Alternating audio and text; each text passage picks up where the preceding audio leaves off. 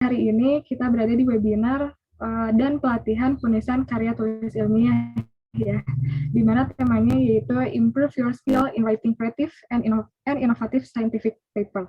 Nah, biasanya dalam penulisan karya tulis ilmiah ini biasanya teman-teman agak bingung gitu. Duh, idenya apa ya? Tiap ada lomba-lomba biasanya kebingungan dalam mencari ide. Nah, jadi untuk pembicara yang pertama ini akan menjelaskan atau menginformasikan cara-cara menggali ide-ide dalam penulisan karya tulis ilmiah. Tanpa perlu menunggu lebih lama lagi, dari rekan operator mungkin bisa langsung ditampilkan untuk CV-nya. Oke, jadi yang pertama akan ada pembicara kita hari ini, yaitu Dr. Insinyur Iman Hernaman, MSI IPU. Beliau merupakan salah satu dosen dari Fakultas Peternakan Universitas Pajajaran, di mana unit kerjanya yaitu di Lab Nutrisi Ternak Ruminansia dan Kimia Makanan Ternak. Beliau memiliki pengalaman yang sangat banyak, khususnya di bidang riset maupun penelitian-penelitian yang telah dijalankan oleh beliau. Terakhir ini beliau merupakan wakil dekan dari Fakultas Peternakan pada tahun 2018 hingga tahun 2020. Pendidikan terakhir beliau yaitu di Universitas Gadjah Mada untuk kualifikasi insinyur pada tahun 2018 hingga 2019. Riwayat kursus maupun pelatihan dari beliau juga cukup banyak. Yang terakhir yaitu ada konsultasi teknis penyusunan paten, drafting bagi perguruan tinggi atau litbang usaha. Lalu bisa di next untuk yang selanjutnya.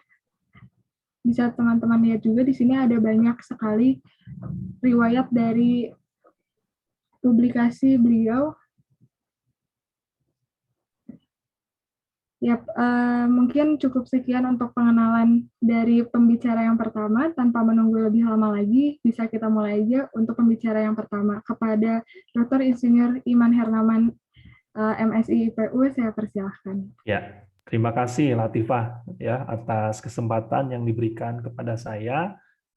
Suaranya kedengaran ya semuanya ya? Oke. Dapat terdengar, Pak. Minta izin untuk share ya makalahnya.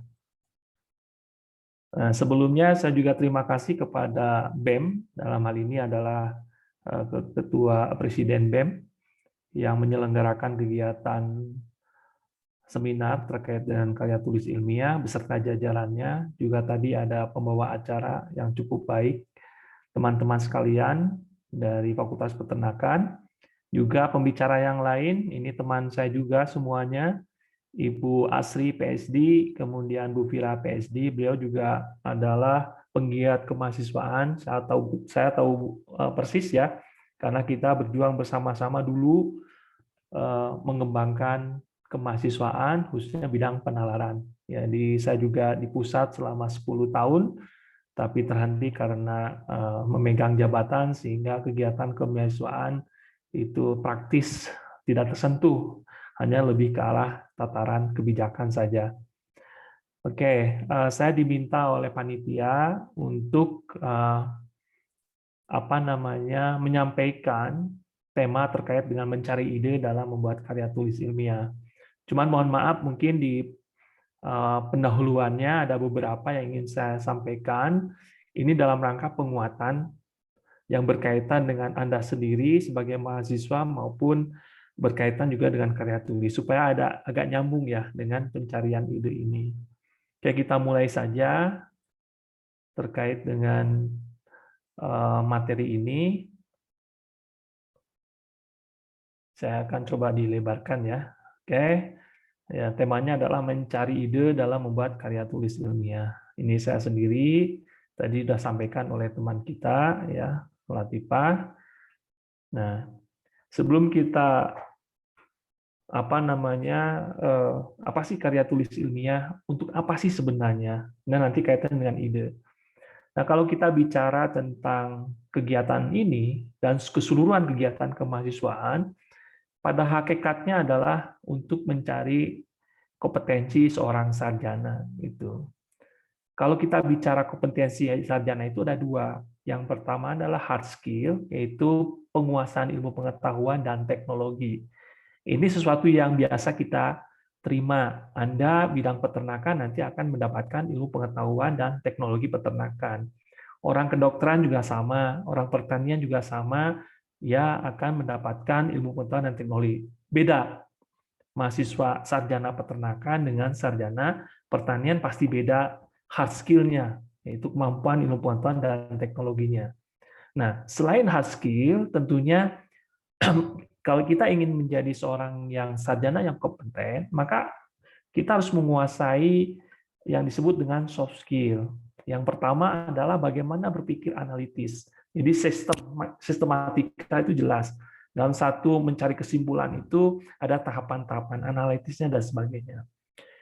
Yang kedua adalah memiliki kemampuan berkomunikasi secara tertulis. Nah, ini membuat karya tulis itu adalah komunikasi secara tertulis. Ini juga akan dipakai terus-menerus ketika Anda kerja juga sama. Menulis, menyampaikan pendapat, laporan, dan sebagainya itu harus mampu sebagai seorang sarjana.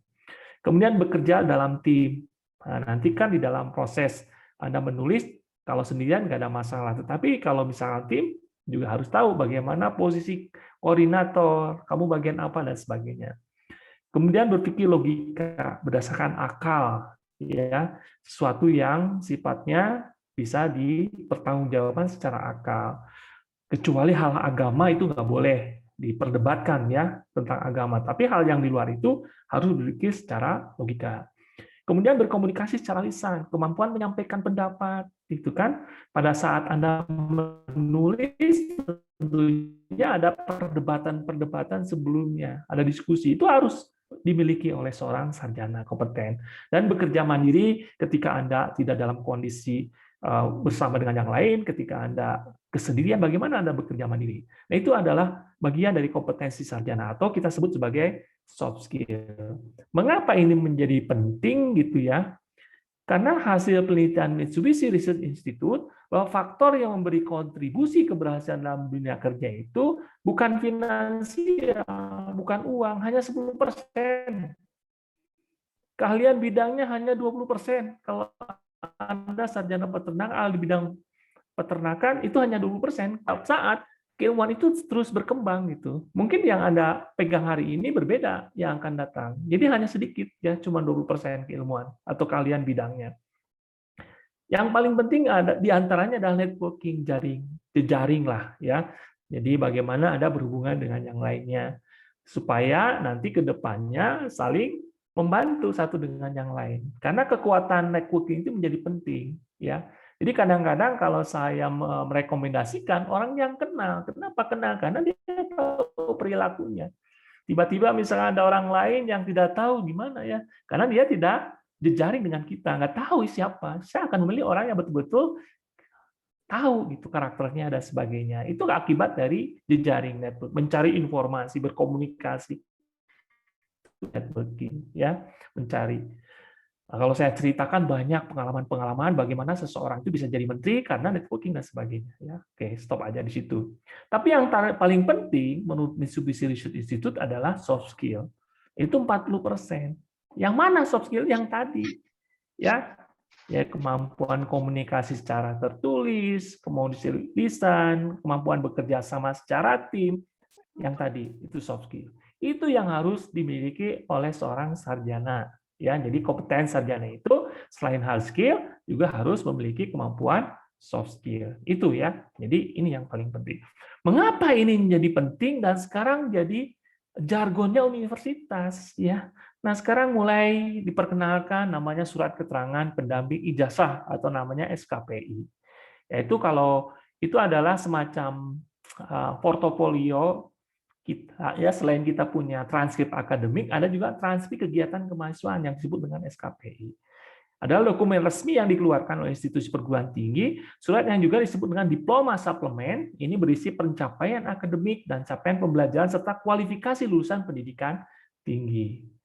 Ya, apa manfaatnya? Penjelasan yang objektif dari prestasi dan kompetensi pemegangnya, meningkatkan kelayakan kerja. Jadi Itu kelihatan ya ketika dia melamar ya, ketika diwawancara orang yang memiliki soft skill-nya bagus akan berbeda dengan yang tidak memiliki soft skill. Tapi kita tahunya dari mana? Bahwa dia memiliki soft skill-nya bagus dari SKPI itu, ijazah kegiatan kemahasiswaan ya. Nah, itu sekarang resmi. Kalau sekarang kurikulum vitae ya, itu kan kita ada kegiatan. Sekarang diresmikan, ada ijazahnya yang ditandatangan resmi oleh universitas, mungkin melalui fakultas, ya, yang menyatakan kemampuan kerja, penguasaan pengetahuan, sikap moral seorang lulusan, serta memberikan informasi bahwa institusi berada dalam kerangka kualifikasi nasional Indonesia yang diakui pengguna lulusan. Juga membantu meningkatkan transparansi, benar nggak dia itu kemampuannya, dilihat dari soft skill, dari SKPI-nya, dari ijazahnya itu, dan pengakuan pemegangnya. Saya ini mampu bicara, Pak. Kenapa kamu bisa mampu? Kemampuan bicaranya bagus. Karena ini loh Pak, saya pernah menjabat ketua ini dan sebagainya. Nah, tahunya dari mana? Ini resmi dari universitas, adanya SKPI itu. Memudahkan dibaca dan dibandingkan antar negara atau antar yang lainnya, memberikan rekaman karir akademik, keterampilan, dan prestasi mahasiswa selama masa kuliah. Itu SKPI. SKPI juga menekankan pada kelayakan bekerja di dalam dan di luar. Jadi bisa dijadikan sebagai portofolio keakuan kita, diakui bahwa kita memiliki keterampilan soft skill yang baik. Di antaranya yang dijadikan pedoman yang diisikan dalam SKPI adalah keberhasilan meraih juara pada perlombaan dalam bidang bakat, minat, dan sebagainya. Menjadi presenter terbaik. Tadi juga saya lihat teman-teman kita berani untuk bicara di depan forum, ada yang jadi ketua ngomong pembukaan, kemudian teman tadi menjadi presenternya, itu adalah bagian dari bidang prestasi, ya, presenter terbaik. Kemudian mahasiswa berprestasi telah dari tingkat fakultas dan seterusnya, seperti itu, ya. Jadi salah satunya tadi SKP penulisan karya ilmiah nanti tujuannya untuk perlombaan minat bakat, ya, dan itu bisa dijadikan sebagai bagian dari SKPI kita, ya, seperti itu. Dari situ mendapatkan nilai di dalam SKPI. Nah, sekarang masuk ke materi ya tentang karya ilmiah. Itu adalah karya tulis yang menyajikan gagasan, deskripsi atau pemecahan masalah secara sistematis, disajikan secara objektif, jujur dengan menggunakan bahasa baku serta didukung oleh fakta, teori dan atau bukti-bukti empirik yang berlaku. Jadi bisa berdasarkan pengalaman Anda melakukan penelitian misalkan, atau Anda sering membaca nanti bagaimana cara kita mencari ide ya untuk membuat sebuah karya tulis ilmiah. Intinya seperti ini yang dimaksud dengan karya ilmiah. Atau karya ilmiah itu ada sebuah tulisan yang berisi tentang serangkaian hasil pemikiran seseorang, yaitu bisa dikatakan itu, atau karya ilmiah biasanya disampaikan dalam bentuk laporan tertulis yang isinya memaparkan hasil penelitian atau pengkajian. Jadi tidak hanya penelitian tapi mengkaji. Jadi mengumpulkan semua informasi-informasi untuk menjawab sebuah masalah yang telah dilakukan oleh seseorang atau sebuah tim sesuai ketentuan yang berlaku. Bisa mandiri, bisa juga tim. Contoh misalkan kalau di PKM itu adalah gagasan tertulis itu tim, atau semua yang berkaitan dengan PKM itu sebenarnya adalah laporan karya ilmiah, ya seperti itu. Kalau Anda nanti PKM itu apa ya, mungkin di bidang yang lain nanti ya kita menjelaskan PKM itu. Apa tujuannya daripada menulis karya ilmiah?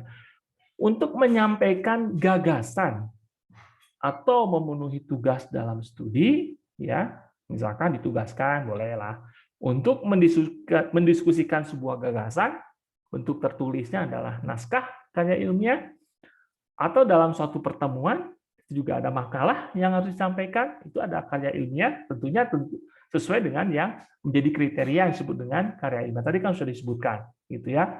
Kemudian mengikuti suatu perlombaan. Nah, mungkin ini salah satunya buat kalian, ya. Ada yang ingin ikutan ini tentang karya tulis ilmiah. Itu bisa saja, ya tujuannya adalah mengikuti suatu perlombaan. Serta untuk menyebarluaskan ilmu pengetahuan dan hasil penelitian. Nah, termasuk juga skripsi nanti. Skripsi itu adalah salah satu karya tulis ilmiah. Itu bentuk dari menyebarluaskan ilmu pengetahuan. Tapi skripsi itu biasanya disimpan tidak berbunyi ya, tapi kalau ditulis dalam bentuk jurnal itu bisa bermanfaat bagi semua pihak ya gitu. Jadi pengetahuan hasil penelitian. Apa macam artikel ilmiah? Yang pertama artikel ilmiah populer ya. Yaitu artikel ilmiah populer tidak terikat secara ketat dengan aturan penulisan ilmiah, ditulis lebih bersifat umum untuk konsumsi publik. Artikel ilmiah populer biasanya dibuat di surat kabar atau majalah. Saya beberapa kali melakukan pembuatan artikel ilmiah populer di Trobos ya, ada 4 kali saya mengirimkan, atau yang terbaru adalah Padiki ya. Padiki itu artikel ilmiah populer karena dia menyampaikan hasil penelitiannya, yaitu tentang fermentasi jerami. Kalau Anda baca di Trobos itu ada. Itu termasuk artikel ilmiah populer karena didesain supaya semua publik tahu, semua lapisan masyarakat. Kalau artikel ilmiah yang khusus itu memang untuk kalangan akademisi itu berbeda cara menyampaikannya. Ya, ini yang disebut dengan artikel ilmiah. Jadi artikel ilmiah bisa ditulis secara khusus, bisa pula ditulis berdasarkan hasil penelitian. Ini skripsi. Jadi Anda kalau membuat skripsi itu adalah artikel ilmiah sebenarnya. Ya, seperti itu. Tesis kalau untuk S2, disertasi untuk S3, atau penelitian lainnya dalam bentuk lebih praktis. Jadi artikel ilmiah dimuat pada jurnal-jurnal. Kalau Anda menulis jurnal, diterbitkan di jurnal tertentu, itu termasuk juga artikel ilmiah. Ya. Kekhasan artikel ilmiah adalah pada penyajiannya yang tidak panjang lebar. Biasanya ringkas, tapi mengandung unsur ilmiah yang bisa disampaikan kepada bisa masyarakat yang tadi populer, bisa juga untuk kalangan khusus ya, yang memang memiliki pengetahuan yang sama di situ. Kemudian skripsi. Nah, ini artikel ilmiah termasuk penulisan karya ilmiah, adalah karya tulis maksudnya yang melengkapi syarat mendapatkan gelar sarjana. Itu termasuk sebagai penulisan artikel ilmiah ya. Skripsi itu berdasarkan pendapat orang lain, bisa berdasarkan hasil penelitian dan sebagainya. Hasil penelitian di laboratorium atau studi perpustakaan itu boleh. Ya, kalau di sosial biasanya studi perpustakaan. Kalau kita biasanya skripsi itu ditulis dari hasil penelitian. Jadi skripsi itu adalah karya tulis ilmiah. Ya, ada kertas kerja. Ya, misal kertas kerja dibuat dengan analisis lebih dalam dan tajam. Kertas kerja ditulis untuk dipresentasikan pada seminar atau lokakarya. Jadi ketika kita ada bahan dengan tema yang sudah ditentukan, kita buat tulisan untuk disampaikan ke forum. Ya, nah itu kertas kerja itu bisa dijadikan sebagai karya tulis ilmiah. Yang biasanya dari ilmuwan pada peralatan ilmiah tersebut kertas kerja dijadikan acuan untuk tujuan tertentu. Ya, seperti itu. Kemudian makalah. Nah, Anda kan selalu disuruh bikin makalah, yang didiskusikan di kelas. Itu juga termasuk sebagai karya tulis ilmiah. Jadi makalah dalam tradisi akademik adalah karya ilmuwan atau mahasiswa yang sifatnya paling soft, paling lunak ya dari jenis karya ilmiah lainnya.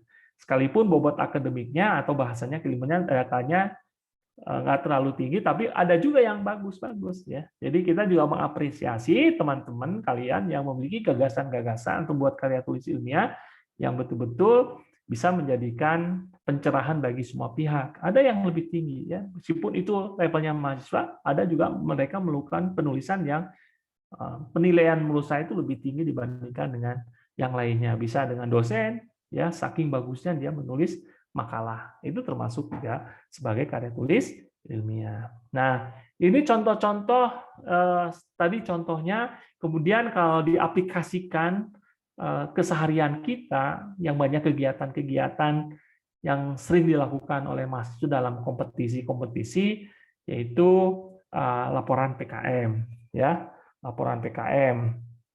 Ini termasuk sebagai laporan atau karya tulis ilmiah. PKM itu kan sekarang banyak ya. Kalau dulu ada 5 berkembang ya. Ada PKM bidang riset, PKM bidang kewirausahaan, PKM bidang pengabdian masyarakat, PKM bidang penerapan iptek, PKM bidang karsa cipta, PKM gagasan futuristik konstruktif, PPN gagasan tertulis, dan PKM artikel ilmiah. Semua ini masuk ke dalam kategori karya tulis ilmiah. Semua laporan PKM ini.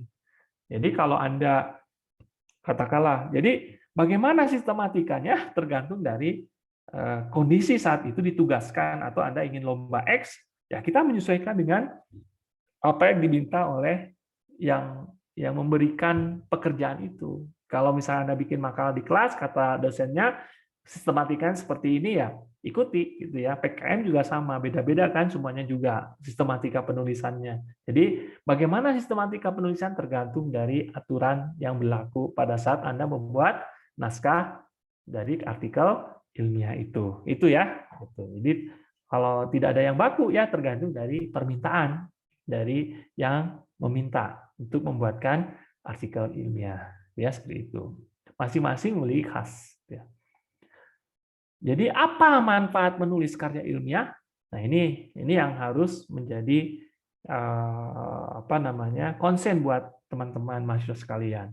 Yang pertama adalah meningkatkan kemampuan menulis. Jadi ada sebagian teman saya itu penghasilannya dari menulis. Pak, apakah menulis itu bakat? Bisa ya, bisa tidak. Ya, termasuk saya tidak bakat menulis. Dulu waktu SMA ketika pelajaran bahasa Indonesia saya sering kabur karena nilai bahasa Indonesia saya itu rendah sekali, 6, 7, nggak pernah tinggi-tinggi gitu ya. Di NEM juga kita rendah lah gitu ya. Berapa ya nilainya 6 atau 7 saya lupa lagi gitu ya. Karena tidak punya bakat menulis. Tapi ketika saya menjadi dosen dan dosen itu harus punya kewajiban untuk menulis, maka saya berusaha memaksakan diri.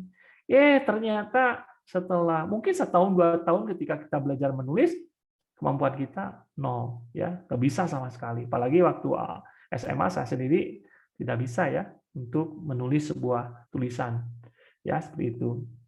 Tapi lama-lama dengan ketekunan, asik, ya akhirnya jadi alhamdulillah banyak tulisan-tulisan saya diterbitkan misalkan seperti itu. Dan itu menjadi uang, ya seperti itu. Meningkatkan rasa ingin tahu. Ketika ada suatu masalah, maka kita membuat semacam resume untuk menjawab masalah itu. Kemudian publikasi hasil penelitian, ya tadi hasil penelitian kita tulis sebagai karya tulis ilmiah bisa dipublikasikan. Syukur-syukur itu hasilnya bisa menjadi uang, bisa dipatenkan dan sebagainya. Itu juga pandaian menulis juga di situ. Popularitas media ekspresi. Nah, banyak teman-teman kita ya ada juga di antara mahasiswa yang menulis di koran. Itu sebenarnya kalau populer itu isinya adalah hal-hal yang berkaitan dengan keilmuan. Ya itu menjadi populer. Saya punya tetangga lagi begitu ya, teman punya tetangga, dia masuk dewan apalah di Jakarta. Gitu. Yang duduk di dewan itu Dewan Pendidikan kalau nggak salah. Itu profesor semuanya. Tapi dia itu hanya lulusan D3. Ya, UPI kalau nggak salah apa ya, saya lupa lagi. Cuma dia sering nulis di Kompas gitu tentang pendidikan, sehingga dikenal populer bahwa dia itu bisa menyampaikan pendapat-pendapatnya ya yang berkaitan dengan pendidikan. Akhirnya direkrut menjadi salah satu dewan pendidikan. Dia kaget, saya kira anggotanya orang biasa, ternyata profesor semua, dia hanya lulusan D3, tapi dikenal kemampuan menulis, jadi mengungkapkan ide-idenya tentang pendidikan sehingga itu diterima oleh masyarakat. Itu ya untuk media ekspresi. Memperoleh pengakuan profesional dari kalangan profesinya, ya jadi diakui lah, ya kalau dia bisa menulis dengan baik, menyampaikan gagasan-gagasannya sehingga secara profesional dia diakui di kalangan profesinya. Memperdalam penguasaan bidang ilmu, ya memperlancar peningkatan karir. Kalau dosen itu ya harus pandai menulis, kalau tidak, tidak bisa naik pangkat karena satu syaratnya adalah menulis di jurnal dan sebagainya dan sebagainya. Membuat buku, ya. Kemudian berpartisipasi dalam penyebaran ilmu, ya. Jadi kalau ketika kita ada penelitian atau kita membuat sebuah gagasan, kemudian kita buatkan tulisannya, itu menyebarkan ilmu. Ya, itu gudang inspirasi sebagai bagian daripada ketika kita menulis itu sebenarnya akan efeknya adalah inspirasi berikutnya sebagai gudang inspirasi. Kemudian alat memformulasi ide. Jadi tujuan kita adalah dari beberapa ide kita formulasikan jadi sebuah gagasan yang bisa kita sampaikan kepada khalayak. Syukur-syukur bisa diterima dan bermanfaat bagi semua pihak, ya seperti itu. Itu ya sekilas terkait dengan karya tulis ilmiah. Saya sampaikan tadi ada penguatan mengapa Anda belajar tentang penulisan karya ilmiah, yang paling dekatnya adalah mungkin Anda makalah untuk tugas sehari-hari sebagai mahasiswa, selebih jauhnya adalah sebagai nanti sarjana harus menulis skripsi, itu karya tulis ilmiah, dan juga media-media untuk ekspresi, dan tadi ada kaitannya dengan SKPI. Nanti Anda ikut lomba, menang, dan sebagainya, senang kan? Media ekspresi dari diri seseorang. Sudah dapat SKPI, pengakuan, popularitas, dan sebagainya. Itu ya resume. Dan itu tadi penguatan dari soft skill tadi yang berkaitan dengan sebenarnya seorang sarjana yang kompeten seperti apa. Ya, soft skill diantaranya adalah menulis karya tulis ilmiah, mendorong untuk mendapatkan ujung akhirnya SKPI, ujung akhirnya adalah pengakuan. Kalau kita bekerja, oh benar, ini orang yang qualified, memiliki soft skill yang baik. Dari mana? Dari hasil Anda pencapaian di mahasiswa, mendapat banyak ikut lomba, juara, dan sebagainya. Yakinlah, itu bisa memberikan manfaat ke depannya buat kalian. Nah, ini yang menjadi penting dari pembahasan kita, karena saya diminta untuk bagaimana mencari ide sebuah karya tulis ilmiah ini. Ya, oke. Kalau kita mencari ide, yang paling penting adalah mencari masalah. Bukan berarti kita mencari masalah itu ketika orang lewat kemudian kita pukul, itu bukan mencari masalah, betul mencari masalah, tapi masalah untuk berkelahi. Ya, seperti itu. Jadi kita mencari masalah, sebuah permasalahan, ya mencari sebuah permasalahan. Pertanyaannya adalah apa sih permasalahan itu? Masalah ini yang akan menjadi titik tolak kita menulis karya tulis ilmiah. Jadi masalah itu adalah adanya kesenjangan antara kenyataan aktual, kondisi realnya, dan keinginan ideal yang dikehendakinya. Ya, kondisi real, kenyataan aktual, dengan kondisi ideal, keinginan ideal yang dikehendaki. Jadi kesenjangan itu, ini senjang antara kondisi aktual dengan keinginan ideal. Jadi itulah masalah. Ya. Itu inginnya kematian daripada pedet sapi itu 0%. Artinya tidak ada kematian.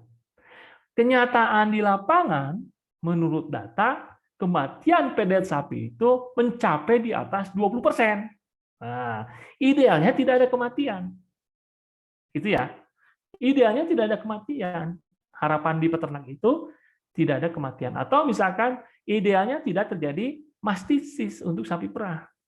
Tapi kenyataannya di lapangan, gitu ya, itu banyak mastitis terjadi, terutama untuk peternak rakyat. Berarti ada masalah artinya, gitu ya. Jadi kesenjangan antara keinginan yang ideal dengan kondisi aktual itu yang disebut dengan masalah. Keinginannya tidak ada kasus mastitis, kenyataannya hampir sekian persen terjadi mastitis di peternakan rakyat. Berarti ada masalah, ya di situ. Jadi masalah itu adalah kesenjangan antara keinginan ideal dengan kondisi aktual. Nah, disitulah kita menggali apa akar permasalahannya. Lalu kita lakukan penelitian dengan metode-metode yang sudah ditetapkan seperti apa. Muncul inovasi-inovasi dan sebagainya untuk mengurangi adanya permasalahan itu. Nah, itu ya. Jadi diawali dari permasalahan. Apa itu permasalahan? Adanya kesenjangan antara kenyataan aktual dan keinginan ideal yang dikehendaki. Inginnya bahwa 100% ayam itu sehat. Inginnya ya seperti itu. Kenyataannya banyak yang mati. Untuk mengatasi itu, untuk ideal tidak ada kematian, maka kita menggunakan antibiotik. Gitu ya, misalkan. Kenyataannya antibiotik justru merugikan bagi kesehatan, baik untuk hewan selanjutnya, bagi juga manusia yang mengkonsumsinya. Akhirnya apa? Itulah sumber masalah. Dicarikan cara menyelesaikan masalahnya. Muncullah ide untuk memberikan prebiotik, ya, misalkan memberikan ekstrak X itu menggantikan, ya itu. Jadi munculnya riset-riset, ide-ide itu muncul dari permasalahan, ya, seperti itu. Jadi permasalahan itu adanya kesenjangan antara kenyataan aktual dan keinginan ideal yang dikehendaki. Itu yang disebut dengan permasalahan. Nah, masalah itu tadi yang kenapa saya menyampaikan masalah, karena merupakan kunci keberhasilan suatu tulisan ilmiah. Jadi, apa masalahnya yang akan kita selesaikan? Ya, itu adalah kunci keberhasilan suatu tulisan ilmiah. Yang kedua, masalah tidak sama dengan judul. Bisa sama, bisa tidak sama. Tapi tidak harus selalu sama dengan judul. Misalkan pengaruh pemberian daun katuk terhadap performa, masalahnya daun katuk bukan. Misalkan, masalahnya bukan itu, ternyata ini masalahnya, tapi diselesaikan dengan pemberian daun katuk. Jadi masalah itu tidak harus identik dengan judul, ya, seperti itu. Tidak harus identik, ya. Tapi kadang-kadang orang menyampaikan masalah itu dalam judul, ya, tapi tidak harus sama dengan judul, ya. Merupakan inti persoalan yang tersirat dalam judul tulisan ilmiah. Makanya ini, ya, merupakan inti persoalan yang tersirat dalam judul tulisan ini. Tapi tidak harus sama dengan judul, itu, ya, itu. Tapi biasanya merupakan inti persoalan yang tersirat dalam judul tulisan ilmiah.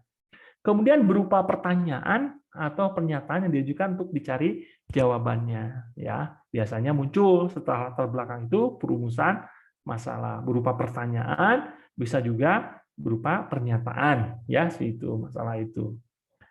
Dapat berupa hipotesis yang akan diuji kebenarannya. Jadi permasalahan itu bisa juga berupa hipotesis. Dari mana? Dari kumpulan-kumpulan teori atau cara pikir Anda dan bentuk kerangka berpikir, itu bisa melalui jembatan teori-teori yang ada, kemudian Anda formulasikan menjadi sebuah hipotesis. Bisa juga dari pemikiran Anda, ya, berdasarkan pengalaman Anda, cara berpikir Anda, muncul sebuah hipotesis. Ya, terutama untuk riset-riset yang belum sama sekali ada penelitian sebelumnya, kan berarti harus formulasi dari pemikiran Anda. Itu tentunya harus orang-orang yang berpengalaman di bidangnya, bisa memformulasikan sebuah hipotesis sebagai sumber masalah, ya, seperti itu. Apa sumber masalah itu? Yang pertama adalah bacaan laporan hasil penelitian. Anda membaca hasil penelitian orang lain, muncullah ide-ide untuk membuat sebuah karya ilmiah. Ya, Anda mencari skripsi, saya cari skripsi nih, ini hasil laporan penelitian kan? Mungkin ini baru sampai di sini. Saya mau menambahkan penelitiannya memperluas dari kajian yang sudah diteliti orang lain. Itu bisa menjadi bacaan laporan hasil penelitian. Ya. Atau berdasarkan referensi atau dari jurnal-jurnal yang sudah terbit gitu, ya. Sebaiknya memang kalau saya sih menyarankan dari jurnal yang terkini itu. Itu kan laporan sebenarnya, laporan penelitian yang bentuknya ringkas disampaikan ke publik gitu, ya. Nah, di situ tergalilah ide-ide muncul untuk membuat sebuah karya tulis ilmiah. Jadi rajin-rajin Anda membuat membaca sebuah jurnal, terutama yang terkini, dikaitkan dengan permasalahan yang ada sekarang ini. Ya, seperti itu. Setahun yang lalu kalau nggak salah saya menjadi juri karya tulis ilmiah, ya, itu dari hasil penelitian mahasiswa Undip. Nah, dia mengkait-kaitkan antara kebutuhan energi dengan peternakan. Nah, ternyata peternakan itu, terutama ayam, itu punya kemampuan karena dia dalam satu kandang itu bisa bukan menggerakkan. Jadi injakan-injakan itu sebuah gerakan yang bisa menghasilkan energi. Nah, awalnya idenya dari membaca jurnal di mana manusia ketika naik tangga itu bisa menghasilkan listrik. Akhirnya dia berpikir, kalau ayam, jutaan ayam atau ribuan ayam di dalam kandang ketika dia bergerak menginjak-injak itu juga sama, prinsipnya sama. Jadi idenya itu dari jurnal yang berkaitan manusia untuk naik tangga, ya, menghasilkan listrik. Akhirnya dia terapkan pada ayam di dalam satu kandang yang ribuan itu bisa menghasilkan listrik. Nah, itu dia berdasarkan dari bacaan laporan hasilnya atau jurnal. Itu bisa menjadikan ide ya, sumber ide buat kita untuk melakukan atau menulis atau penelitian tentang karya tulis ilmiah itu. Kemudian seminar dan diskusi. Anda disuruh untuk ikut seminar UP. Itu sebenarnya untuk menggali ide di situ. Atau diskusi dengan dosen antar kelompok bersama-sama kira-kira apa ya. Oh, muncul ada literatur ini, ada sumbangan idenya ini dan sebagainya. Itu diskusi. Sangat baik sekali diskusi itu. Atau pernyataan pemegang otoritas. Contoh, kemarin kan ada beberapa seminar yang mendatangkan dari pihak industri, ya ada berdikari. Dia menyampaikan punya masalah.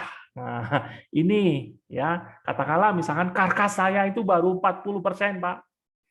Padahal inginnya itu di atas 50. Itu kan masalah. Jadi pernyataan otoritas mungkin berdasarkan data.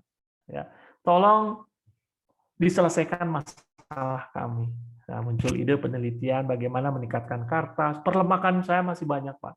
Padahal konsumen nggak suka lemak dalam sapi. Itu pernyataan dari sebuah otoritas, ya, berdasarkan data yang disampaikan oleh anak buahnya. Dia bukan peneliti, tapi permasalahan muncul dalam kesehariannya. Dilemparlah ide itu kepada perguruan tinggi untuk diminta bantuan menyelesaikan masalah. Jadi bisa dari pernyataan megang otoritas. Browsing internet, ya. Jadi kalau Anda sewaktu-waktu membuka internet, carilah sesuatu yang bermanfaat buat Anda. Kalau saya mengatakan bahwa internet itu adalah harta karun, ya Cina itu majunya itu karena dia browsing internet, dia mencari-cari paten yang sudah kadaluarsa, kan paten itu 50 tahun berlakunya, setelah itu bebas milik publik gitu ya. Jadi dia mencari yang lama-lama. Maka teknologi lama itu dipakai oleh mereka dijadikan sebagai industri-industri baru tanpa harus membeli paten. Yaitu cari browsing internet, gitu ya, harta karun. Kalau kita mampu memformulasikan sesuatu keilmuan dari hasil keterangan-keterangan penelitian, itu bisa jadi duit. Contoh misalkan ya, kita ingin membuat formula mineral untuk ternak. Ya, hasil penelitian ini mineral untuk domba zinc itu sekian ppm. Oh, dicatat sama kita sekian ppm. Menurut ini Fe itu sekian persen. Sumber-sumber zinc itu atau seng itu berapa ya? Di mana saja? Oh, ini berapa dikalikan berapa? Jadilah formula mineral. Ya, jadi bikin mineral mix. Itu sebenarnya orang membuat itu bisa melalui mencari informasi-informasi dalam penelitian, ya, jurnal-jurnal yang sudah dipublikasikan. Jadi browsing internet adalah bisa menjadikan sumber masalah. Akhirnya kita uji cobakan dan sebagainya. Pengalaman ketika Anda jalan-jalan, pengalaman melihat sesuatu itu menjadi sebuah permasalahan yang bisa diselesaikan, itu sangat bagus. Contoh misalkan ya, saya pernah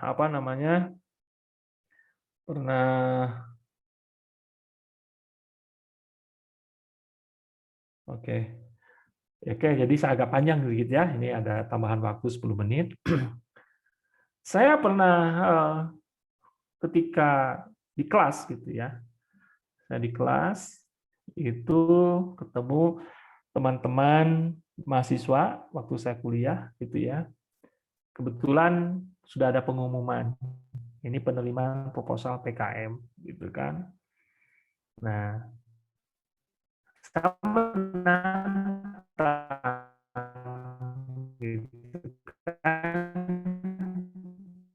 pertama secara kelompok yang saya akan bimbing sekarang gini. Kamu jalan-jalan ke rumah potong hewan. Saya ingin tahu sensitivitas Anda itu terhadap permasalahan 5 orang itu yang saya bimbing ya, itu berangkatlah ke rumah potong hewan gitu. Kalau kamu potret semua yang ada di dalam RPH itu, ya ada yang ini, ada yang ini, ada yang ini, ada yang ini. Nah, setelah mereka ke RPH, mereka menyampaikan pemotretan mereka di RPH dengan argumen-argumennya. Yang menarik itu satu yang menyampaikan, Pak, di sana itu apa namanya? Itu berdasarkan pengalaman dan cara mengolah ya permasalahan jadi sebuah proposal yang nanti akhirnya menjadi naskah karya tulis ilmiah, bentuknya PKM penelitian ya, atau PKM penelitian, PKM terapan teknologi kalau nggak salah ya. Nah, saya tanya, coba kamu apa yang kamu rasakan, permasalahan apa yang Anda temukan di RPH, saya bilang gitu kan. Gitu. Ini Pak, jadi ketika saya ke sana, saya perhatikan sapi itu dipotong. Nah, ketika dipotong, maka isi daripada perutnya dikeluarkan. Isi rumennya itu, ya tahuan sendirilah, bau ya, dan sebagainya. Itu satu ekor itu besar sekali. Literatur berapa? Itu sekitar 20-25 kilo. Nah, kebayangkan 20-25 kilo. Kalau sehari 100 ekor yang dipotong di RPH, berarti kurang lebih sekitar 2,5 ton per hari isi rumen itu dibuang. Di mana disimpannya? Di belakang, Pak. Kadang dibuang. Masalah nggak menurut Anda? Masalah, Pak. Itu kan pertama bau. Kedua, kalau masuk ke selokan. Itu berdasarkan pengalaman. Jadi ide permasalahan itu muncul ketika Anda berbasis pengalaman. Karena Anda sering silaturahmi, melihat sesuatu, itu menjadi sumber ide. Oke, kalau begitu kita lihat kira-kira mau diapakan sih, Pak? Kalau literatur ini bisa digunakan ini, bisa digunakan. Bisa nggak dibuat briquette? Nah, briquette ya. Briquette itu adalah tujuan akhirnya sebagai bahan bakar, pengganti kayu bakar. Oh, bisa, Pak, gitu ya. Mungkin bisa ya. Jadi, bikinlah alat untuk membuat briquette isi rumen. Muncullah ide PKM terapan teknologi pada tahun 2000-an, 2010 kalau nggak saya, 2010, yaitu alat membuat briquette isi rumen. Jadi alat cetakan, dia meniru cetak bata gitu ya. Tapi bahan bakunya adalah briquette. Bahan bakunya adalah isi rumen. Jadi isi rumennya kemudian dia keringkan, nanti ditambah dengan sesuatu ya supaya direkatkan, kemudian dicetak. Nah, dicetak, jadilah seperti bata. Nah, itu sebagai bahan bakar. Ya, itu. Nah, itu. Jadi ide-ide bisa muncul dari sesuatu yang iseng ya, jadi sesuatu yang pengalaman dia, jalan-jalan dan sebagainya seperti itu. Ya. Atau pernah saya juga menantang mahasiswa gitu ya. Coba dulu itu pintu gerbang lama lah ya, tempat ojek mangkal itu sebelum ada pembersihan, nanti pedagang nggak boleh masuk kampus, itu pedagang banyak di sana. Nah, saya tantang, ada masalah nggak di sana? Kalau orang yang sensitif karena dia sering melakukan pencarian ide, dia akan dengan cepat dia mengatakan ada masalah, Pak. Ada satu orang yang mengatakan, yang pertama mereka nggak, masalahnya apa ya Pak ya? Paling rebutan ojek, rebutan mobil, angkutan ke atas. Bukan itu maksud saya. Akhirnya pertemuan berikutnya mereka datang lagi ke sana, ada apa masalah? Apa masalahnya? Di ujung sana itu banyak tukang buah. Jadi buah yang dipotong-potong dijual di plastik ya. Dijualan ke mahasiswa dulu pakai rujak, bisa pakai rujak.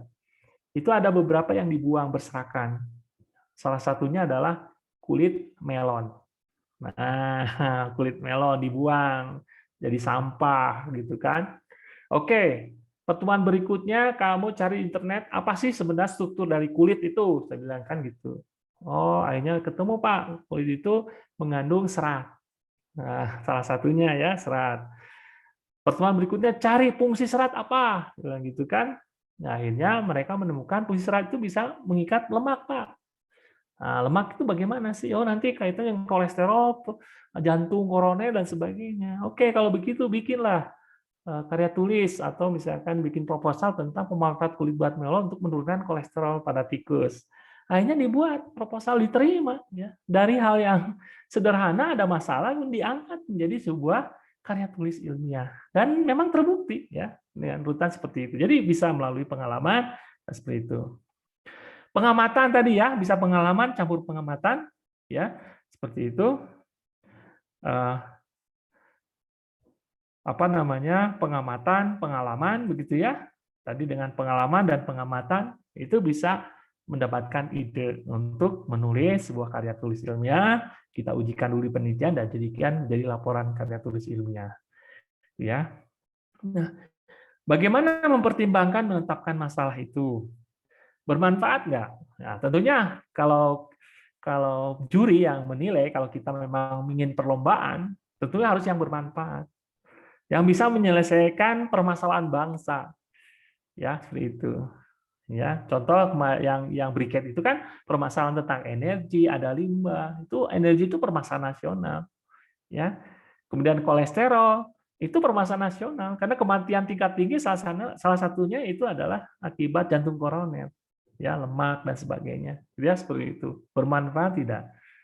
Mempunyai kemampuan nggak? Maksudnya diselesaikan nggak? Bisa nggak itu diselesaikan masalah itu? Jadi punya kemampuan. Oh bisa lah Pak, dengan cara ini, teknik ini, metode ini bisa punya kemampuan untuk diselesaikan masalah itu. Kalau enggak ya janganlah gitu ya. Misalkan Anda permasalahannya berkaitan dengan nuklir, nah Anda nggak punya kemampuan untuk itu karena bukan ilmunya dan sebagainya, biayanya tinggi ya dan sebagainya. Jadi harus dilihat juga mempunyai kemampuan tidak untuk menyelesaikan masalah itu. Menarik tidak? Nah, biasanya menarik dengan manfaat hampir berdekatan. Ya, biasanya menarik itu ada sesuatu yang memang dibutuhkan pada saat itu. Itu biasanya menarik. Ya, umumnya seperti itu.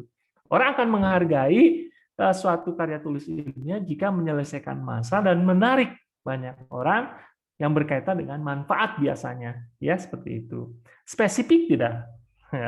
Yaitu ada umum atau spesifik. Ya, harusnya spesifik ya, khas tertentu supaya permasalahan itu bisa terisolasi ya, jangan terlalu melebar sifatnya. Oh, kalau ini nanti ke sana nggak perlu lah, permasalahan itu harusnya dibatasi ya, spesifik ya seperti itu. Memberikan inovasi dan kreasi tidak. Jadi hasil penelitian ini bisa nggak memberikan inovasi? Tentunya bisa bermanfaat, ujung akhirnya juga untuk diri kita bisa bermanfaat. Manfaat itu bisa langsung, tidak langsung ya. Bisa langsungnya itu adalah tadi ya, kalau tidak langsungnya misalkan ya kemampuan menulis dan sebagainya. Jadi kita mendapatkan piagam. Tapi kalau manfaat langsungnya misalkan langsungnya apakah ini bisa memberikan manfaat buat pekerjaan kita ke depannya? Misalkan hasil karya ilmiah ini bisa nggak menjadi penghidupan bagi yang bersangkutan sehingga menjadi lahan untuk mendapatkan uang. Jadi ada inovasi dan kreasinya, ya seperti itu. Inovasinya bisa menyelesaikan permasalahan masyarakat dengan hal-hal yang baru, yang sederhana, tepat dan sebagainya. Ya, ada kreativitas.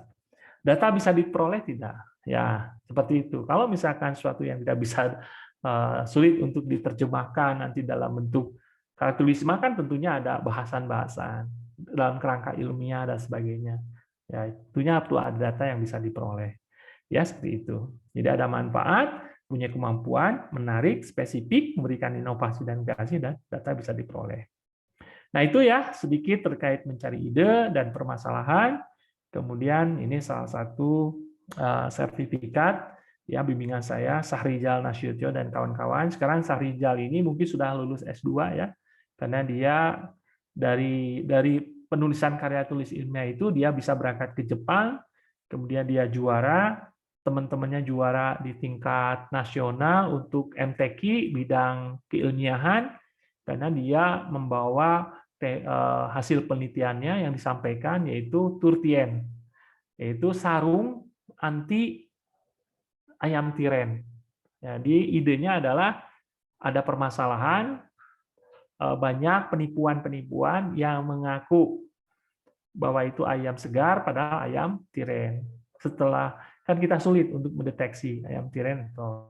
Nah, akhirnya berkumpullah ide itu muncul bersama-sama teman-teman dari fisika dan mereka punya teori bahwa darah itu bisa menghantarkan listrik, ya ada penyimpan kapasitas dan sebagainya. Teman dari peternakan itu menyampaikan ada masalah bahwa ayam tiren itu ayam yang tidak disembelih ya, jadi mati mendadak, tidak disembelih sehingga darahnya itu mengendap.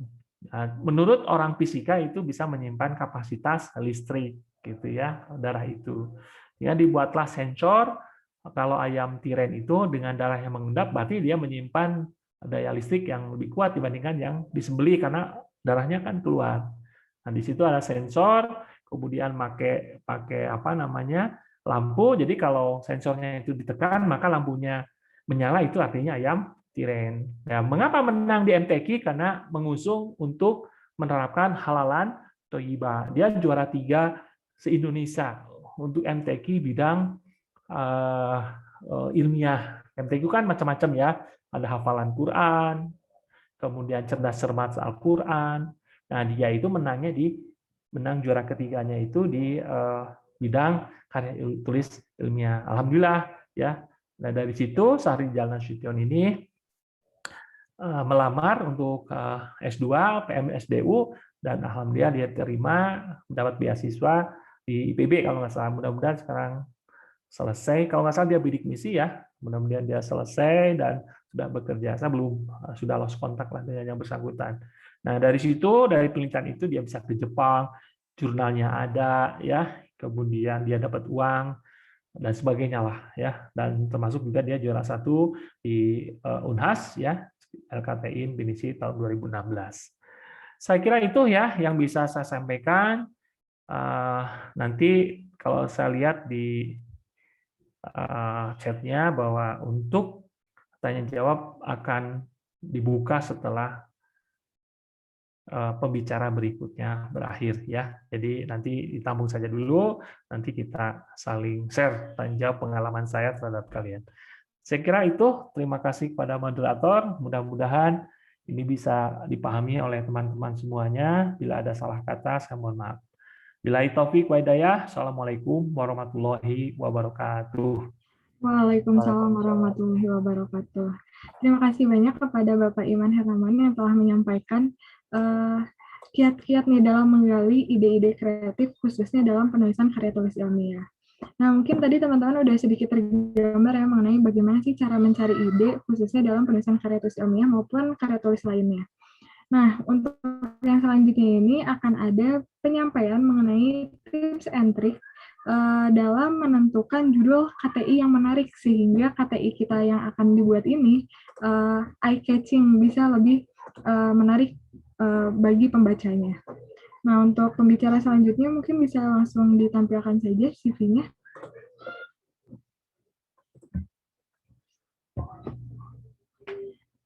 Oke, berikut ini merupakan pembicara kedua hari ini, yaitu Ibu Asri Penny Wulandari PhD.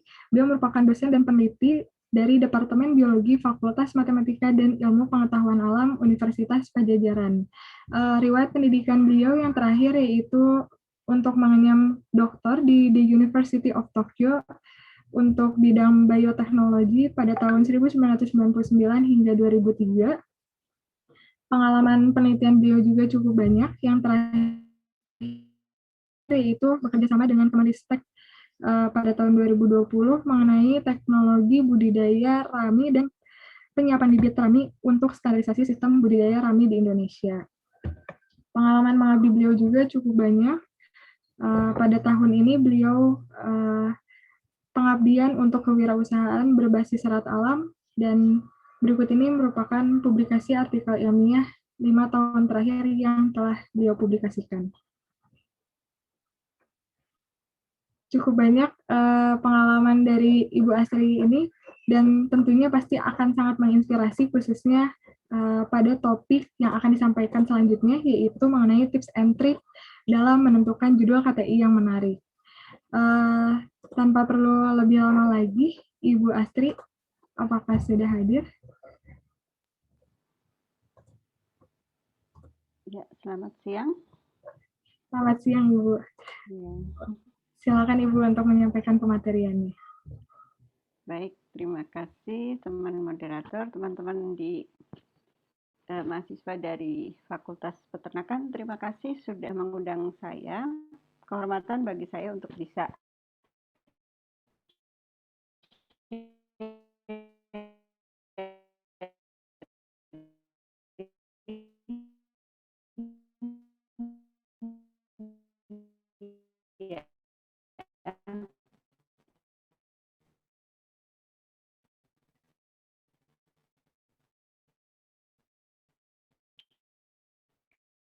Dan saya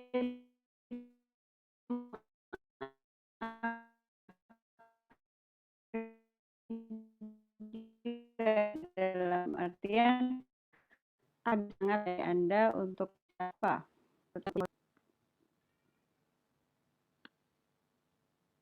Apakah filenya sudah bisa di Sudah ada, Ibu. ya, baik. Ya, materi ini akan saya sampaikan dengan sedikit penambahan judul, tidak menarik ya, tapi harus berbobot ya. Jadi bagaimana kita menentukan judul atau step by step untuk bisa mendapatkan judul KTI ini yang secara sekarang perbandingannya kalau kompetitif harus berbobot. Artinya berbobot itu bagaimana? Banyak hal yang harus menjadi pertimbangan kita selain judul yang menarik tadi atau eye-catching tadi ya. Nah, untuk mulai ke arah penulisan atau konsep penulisan karya tulis ilmiah, berarti kita masuk ke dalam proses berpikir atau kita mulai harus mengenal dengan konsep design thinking ini ya. Ada 5 konsep dalam proses design thinking ini. Ini sangat berhubungan dengan kreativitas sebetulnya ya. Kita biasanya untuk bisa mendapatkan ide penulisan, itu biasanya kita harus masuk kepada suatu tahapan yang disebut empathesis gitu ya.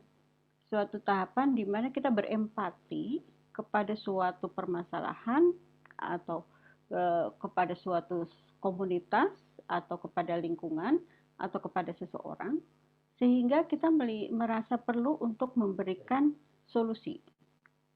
Jadi kalau kita sudah punya empati terhadap suatu permasalahan, seharusnya kita melangkah pada suatu langkah berikutnya, apakah saya mampu memberikan solusi. Nah, jadi tidak ada suatu konsep tulisan yang bagus itu tiba-tiba ada ide.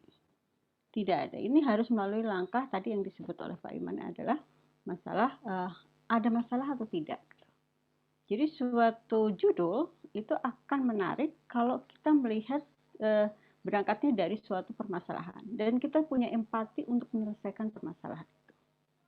Nah, kemampuan ini harus dimiliki untuk tahap awal pada saat kita melakukan suatu proses kreativitas.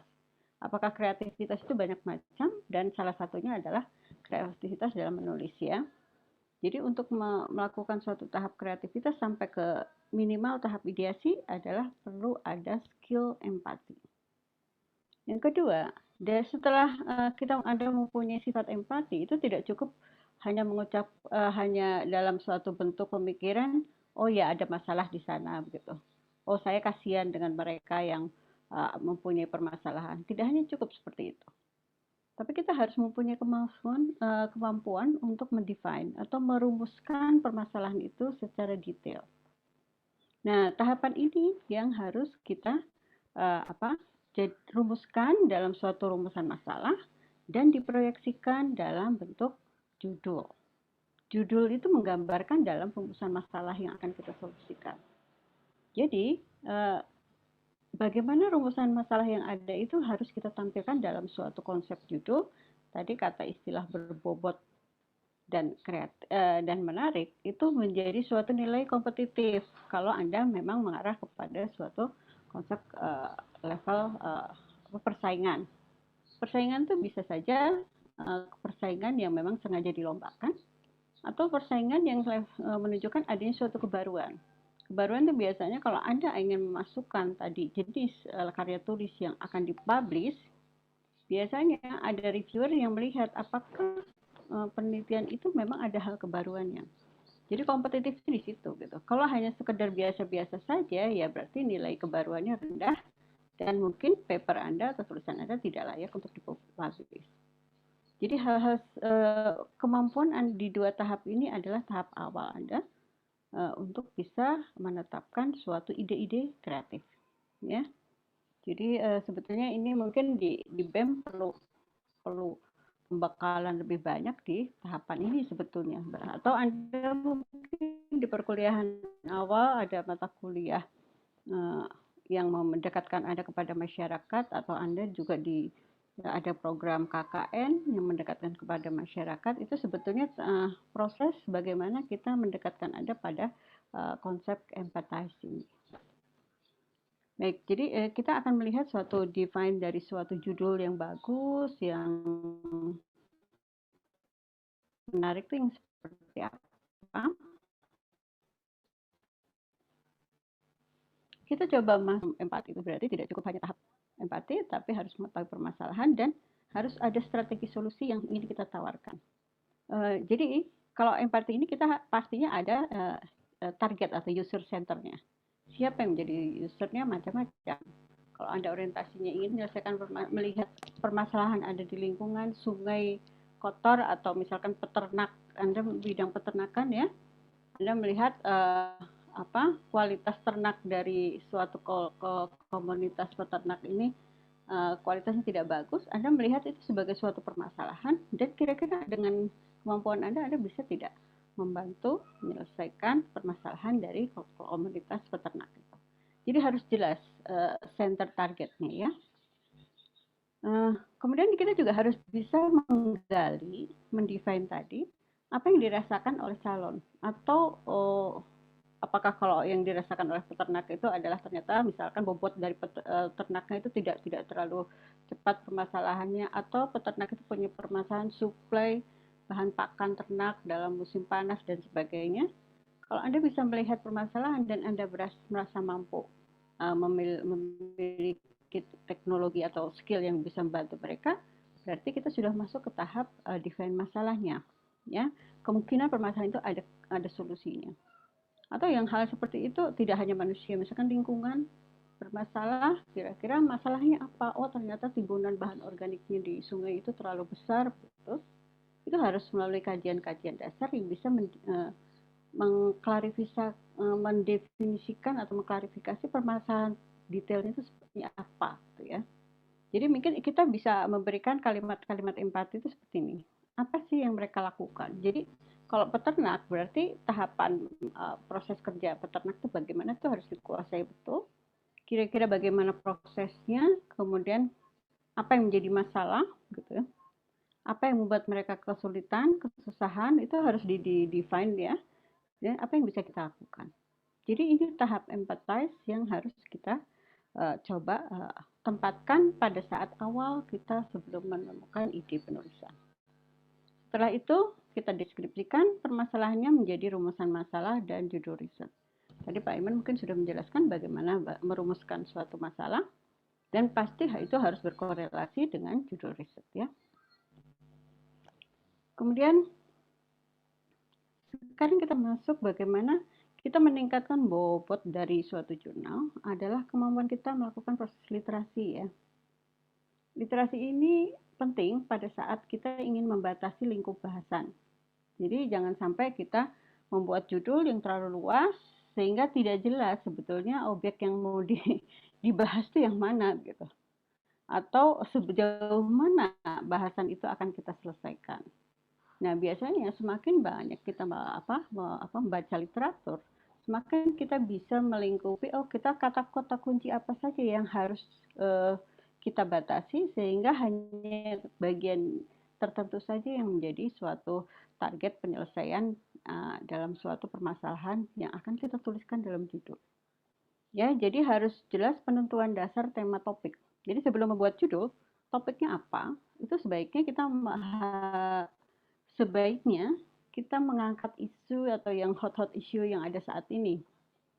Jadi kalau kita ingin melihat suatu nilai kompetitifnya biasanya atau kemanfaatannya, bahwa suatu judul kajian ilmiah itu punya nilai manfaat.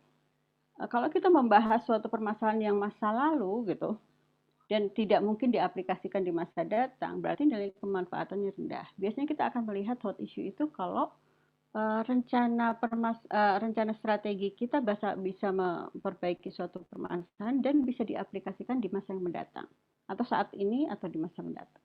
Jadi hot issue itu menjadi kata kunci yang harus Anda tempelkan dalam judul. Kemudian objek kajiannya juga harus jelas ya. Objek kajian itu apa yang mau diperbaiki gitu. siapa yang harus diperbaiki. Itu harus jelas dalam konteks judul. Kemudian strategi penyelesaian masalahnya apa? Ini kalau dalam bidang sains atau dalam bidang rekayasa mungkin metodenya apa? Itu harus tersirat dalam judul.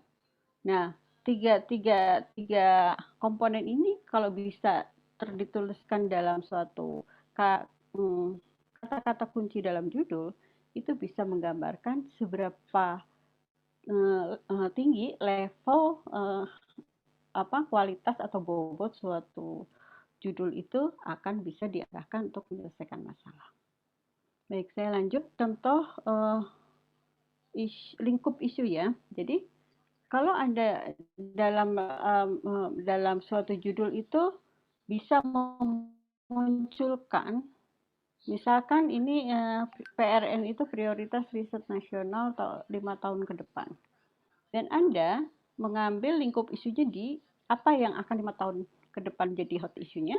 Misalkan, saya mengambil lingkupnya di dalam bidang makanan, atau energi, atau dalam kesehatan. Kalau Anda bisa mengambil hal-hal ini sebagai latar belakang Anda untuk membuat suatu judul, saya kira Anda sudah mempunyai nilai lebih dalam mengkategorikan level judul karya tulis ini. Jadi ada prospek yang akan Anda aplikasikan dalam konsep isu bidang-bidang riset di nasional. Ada lagi lingkup isu yang bisa Anda pakai untuk Anda gunakan dalam judul karya tulis. Ini sangat relevan. Mungkin pada saat di latar belakang Anda bisa pada saat ingin menyelesaikan masalah tentang kemiskinan, misalkan ambil satu bidang tentang goal dari SDGs ini. Di satu latar belakang Anda sebutkan ini mendukung tentang konsep SDGs terutama dalam bidang permasalahan kemiskinan. Kalau latar belakangnya sudah bisa memunculkan seperti itu dan Anda memunculkan kata kemiskinan di dalam judul, saya kira bobot judul KTI itu menjadi meningkat. Karena ada permasalahan yang Anda selesaikan dalam hot issue yang sedang berkembang saat ini. Ini ada silakan dipelajari, ada banyak aspek yang bisa Anda masuk di dalam komponen SDG. Atau kita juga bisa masuk ke permasalahan global, misalkan kita bisa mengambil latar belakangnya dari UN Office on Drug and Crime tahun 2000 sampai 2025. Di Amerika sana mereka mempermasalahkan objek-objek tentang masalah problem obat, problem kriminal, problem korupsi ekonomi, problem terorisme dan sebagainya, problem hukum dan sebagainya. Kita bisa mengambil tema-tema ini dalam lingkup yang bisa menyelesaikan permasalahan, berarti Anda masuk ke ranah global di sini, bisa menyelesaikan konsep yang levelnya lebih tinggi dari sekedar level nasional. Jadi kalau Anda memasukkan kata-kata kunci seperti ini, saya kira penelitian Anda mempunyai bobot atau kemutahiran yang sangat tinggi ya. Kemudian hal penting dalam pembuatan judul ya, penting untuk dapat mengindikasikan secara akurat subjek dan skop tadi. Subjeknya apa, skopnya apa, itu harus jelas di dalam judul. Hindarkan adanya singkatan-singkatan ya. Jadi kecuali kalau Anda akan membuat produk, kemudian mereknya dalam bentuk singkatan itu boleh. Tapi kalau untuk judul tidak disarankan ada singkatan dan tidak bertele-tele, tidak terlalu panjang juga. Itu biasanya akan membuat ketidakfokusan nanti dalam menerjemahkan rumusan masalahnya. Kemudian gunakan diksi atau penggunaan kata-kata yang dapat menunjukkan kesan positif. Yaitu eye catching-nya itu harus muncul. Diksi itu artinya kita harus di segi kreativitas tuh ini harus muncul ya dalam proses tahapan penulisan. Jadi kreativitas kita pada saat kita memilih diksi-diksi yang membuat orang ingin terus membaca. Dan biasanya diksi ini yang mempunyai kesan optimisme atau memberikan kesan progresif atau memberikan kesan yang positif. Kemudian gunakanlah sedikit masukkan kata kunci yang menunjukkan kompetensi Anda di bidang peternakan. Jadi kalau jangan menggunakan istilah-istilah umum yang itu akan menunjukkan bahwa keilmuan Anda ternyata rata-rata dengan orang yang bukan peternakan. Jadi pilih kata-kata yang ini sebetulnya bisa menunjukkan keahlian saya di bidang peternakan. Ya, saya kira itu menjadi kata kunci yang harus Anda, hal-hal kunci yang harus Anda siapkan dalam judul. Ini coba kita lihat contoh-contoh judul ya, dan kita bisa evaluasi kalau model penulisan judul seperti ini, apa kelebihannya atau kekurangannya, nanti kita lihat satu-satu. Ada 4 judul yang ini kebetulan saya mencoba menggambarkannya dalam bidang peternakan ya, sederhana sebetulnya tampilannya. Kalau judul pertama adalah KTI-nya adalah misalkan manfaat aplikasi komputer pada bidang peternakan. Yang kedua, mengapa aplikasi komputer penting untuk bidang peternakan. Ini cara menulis judul ya. Kemudian 3, sistem digitalisasi pada bidang peternakan. Yang keempat, era baru dalam dunia peternakan modern. Kajian kuantitatif dalam strategi digitalisasi untuk meningkatkan performa kinerja dalam bidang peternakan. Ya, ini ada 4 gaya penulisan judul, dan Anda bisa melihat mana judul-judul yang sifatnya bobotnya lebih tinggi, atau bisa menunjukkan kualitas kompetensi penulis yang lebih tinggi, dan mana yang lebih bisa menginformasikan sesuatu yang menarik. Kita lihat satu-satu ya. Judul 1, kalau judulnya hanya sekedar manfaat aplikasi komputer, ini cukup bisa menjelaskan lingkup bidangnya di bidang peternakan. Ada hal tentang apa yang akan dilakukan. Tetapi karena sifatnya aplikasi komputer itu sangat luas, ini menjadi daya tariknya menjadi kurang. Ya, ini terlalu umum untuk dijadikan suatu judul. Kita lihat yang kedua. Ini sebetulnya hanya bentuk variasi pembuatan judul, tapi intinya sama ya. Hanya sedikit ada modifikasi pada saat menjelaskan ada pertanyaan mengapa gitu. Tapi ini juga tidak memberikan informasi tentang hal-hal yang menunjukkan strategi untuk perubahan. Upaya kreatifnya tidak muncul. Ini hanya menjadi kalimat pernyataan, dan itu bisa diselesaikan dengan, kalau kita membaca literatur sebentar, Anda membuat karya tulis sederhana, itu sudah terjawab. Tidak perlu effort yang besar untuk bisa menjawab permasalahan dari tipe judul seperti ini. Kemudian yang ketiga, sistem digitalisasi bidang peternakan. Dengan memunculkan kata digitalisasi, itu sudah mulai memunculkan catcher-nya, jadi lebih catching gitu ya. Tetapi informasinya juga masih dangkal apa yang mau digitalisasi. Lingkupnya sudah ada, bidang peternakan. Nah, Anda bisa melihat bahwa judul yang keempat ini dengan era baru dalam peternakan modern itu menunjukkan bahwa kita membahas sesuatu yang tidak kuno gitu ya. Dalam bidang peternakan modern ini menunjukkan ada dayanya, ada catchment title-nya di situ. Di situ era baru dalam dunia peternakan. Berarti orang akan difokuskan di dalam peternakan modern itu seperti apa sih era barunya gitu. Dan ini mainnya ada di titik 2. Kemudian kita perjelas lagi dengan subtitle. Adanya studi, ada tahapan yang aktivitas yang akan Anda lakukan dengan kajian kuantitatif dalam strategi untuk. Nah, kalau sudah ada kata untuk, ini jelas kita akan menyelesaikan masalah dari suatu kondisi A yang tadinya masih rendah performanya, kita akan naikkan menjadi lebih tinggi. Jadi lingkupnya sudah jelas, strateginya jelas, objeknya jelas, dan ada sesuatu nilai baru yang ingin Anda tawarkan dalam judul. Jadi untuk merancang suatu judul itu harus bisa menggambarkan aspek-aspek, contohnya seperti nomor 4 ini ya. Jadi kalau dalam hal tentang judul, secara kesimpulan Ibu tadi menyebutkan adanya bobot yang menarik. Kalau bobot itu berarti Anda harus meninjau adanya problem.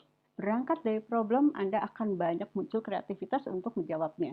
Jadi tanpa problem, Anda tidak akan kreatif, gitu ya. Kemudian hal apa yang spesifik di bidang keilmuan yang orang lain tidak terlalu familiar, itu akan menunjukkan kekuatan dari judul itu. Dan cari diksi-diksi yang bisa menambah daya tarik judul itu. Dan biasanya kita bisa melihat dari judul-judul PKM yang biasanya dievaluasi gitu ya, kita bisa melihat kemutahiran metode yang digunakan dalam judul, misalkan era modern atau strategi baru atau teknologi baru, itu dari seberapa banyak Anda membaca referensi jurnal-jurnal yang update gitu ya. Kalau judulnya itu menggunakan teknologi yang kuno, saya kira itu menjadi yang tidak update, menjadi tidak menarik untuk bisa ditawarkan sebagai judul yang bisa dikompetitifkan ya. Kemudian ini mungkin hal lain yang perlu Anda pertimbangkan, perlu skill juga Anda menguasai tools-tool untuk plagiarism ya. Beberapa tools ini saya kira bisa online, Anda bisa coba, dan kalau memang BEM akan melakukan pelatihan, silakan melakukan programnya. Kemudian bebas plagiarism itu harus ada skill ya. Saya kira Anda sudah mulai mahir menggunakan citasi, tapi skill memparafrase itu juga menjadi catatan kita pada saat kemampuan Anda menuliskan dokumen paper. Kemudian kreatif mulai muncul di judul pada saat kita memilih diksi-diksi yang eye-catching itu ya. Tetapi proses pada ideasi itu kreativitas menjadi sangat dominan. Dan ini mungkin tadi Pak Iman juga sudah bahas bahwa masalah PKM dan sebagainya itu sebetulnya langkah yang bagus untuk Anda bisa mengkaji cara pandang Anda yang berbeda, kreativitas, melihat sesuatu yang berbeda, menghasilkan pilihan dari integrasi yang bermacam-macam, atau Anda mendobrak, out of the box-nya itu bisa muncul. Itu adalah salah satu ciri-ciri Anda bisa memunculkan judul-judul kreatif, itu dengan melihat, ternyata judul ini melihat sesuatu objek yang sama, tapi dengan sudut pandang yang berbeda atau teknologi yang berbeda. Itu bisa menampilkan kreativitasnya ya. Ini mungkin sedikit memberikan gambaran ya sehubungan dengan kreativitas supaya di judul juga Anda tidak ragu gitu. Sebenarnya apa yang muncul di dalam pembaruan dalam penelitian saya. Jadi sebetulnya penelitian itu tidak selalu atau kajian ilmiah itu tidak selalu harus mulai dari sesuatu sangat baru. Anda tidak perlu harus menuliskan di misalkan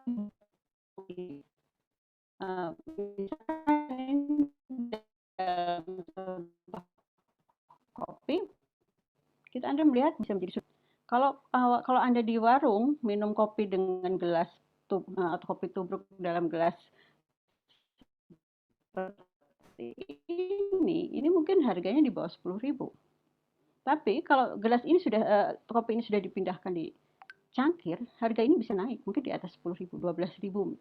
Tapi sudah begitu diberi susu, diberi skim atau dan sebagainya, diberi busa seperti ini dengan tampilan yang lebih bersih, meja yang lebih bagus, harganya mungkin bisa di sekitar 20.000-an, 25.000. Tapi begitu Anda memasukkan sentuhan art di dalam kopi ini, harganya sudah setara Starbucks gitu. Untuk secangkir ini kita perlu mengeluarkan sekitar 35 atau 50.000. Jadi suatu kebaruan itu tidak selalu harus Anda menemukan sesuatu yang baru. Cari sudut pandang dari objek yang sudah ada, cari sudut pandang baru dari objek yang sudah ada dengan kompetensi Anda untuk bisa menghasilkan adding value-nya. Jadi ada nilai tambah dari suatu produk yang sama sebetulnya. Ya, jadi dan ini bisa terlihat kalau kemutahiran literatur Anda bisa mengarah pada kreativitas. Kalau Anda levelnya membaca hanya sampai teknologi ini, ya Anda merasa sudah ada kebaruan gitu. Tetapi dunia luar sana sudah sebetulnya level teknologinya sudah sampai tahap ini.